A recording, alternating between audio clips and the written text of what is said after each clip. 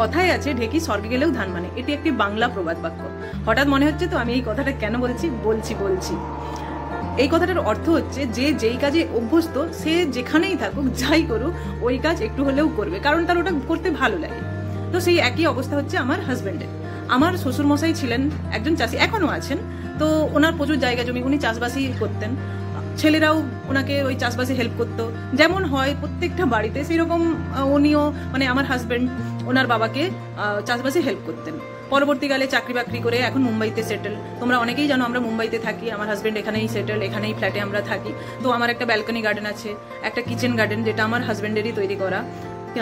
ভাবছো তো এতে আবার বড় কি? হ্যাঁ, এটা কোনো বড় কথা নয়, কিন্তু এর পরেও আমার হাজবেন্ড থেমে থাকেনি, আরো অনেক কিছু করেছে। চলো আমি তোমাদেরকে সেটাই দেখাচ্ছি, চলো। এই হচ্ছে আমার বিল্ডিং, আমি এখানে 8 বছর ধরে আছি। আর এই যে আমার পাশের প্লটটা, আমি যবে থেকে এখানে এসেছি তবে থেকেই দেখে যাচ্ছি এটা খালি পড়ে আছে আর এখানে জঙ্গলে ভর্তি হয়ে আছে। তো এই বছর হঠাৎ আমার হাজবেন্ডের মনে হলো যে এখানে জঙ্গল পরিষ্কার করে কিছু সবজি চাষ করা যেতে পারে। এই যে জঙ্গলের মধ্যে বড় বড় গাছ দেখতে পাচ্ছ, এগুলো ভেন্ডি গাছ, ঝিঙ্গে গাছ, কুমড়ো গাছ, শশা গাছ এইসবই আছে, আর পুরোটাতেই জঙ্গলে ভর্তি। কিছুদিন আমার হাজবেন্ড বাড়িতে নেই, তো আমাকেই আজ যেতে হবে নিচে ভেন্ডি তুলতে, শশা তুলতে। তো চলো নিচে যাই, ভেন্ডি আর শশা তুলে নিয়ে আসি। বাচ্চারাই শেষ, গাছে শশা আছে কিনা দেখছি।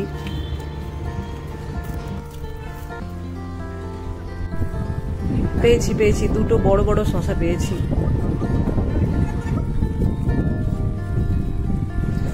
ভিডিও করার আগেই ভেন্ডিগুলো তোলা হয়ে গেছে।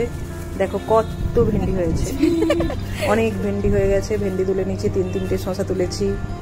এই জন্যই বলে ইচ্ছে থাকলেই উপায় হয়।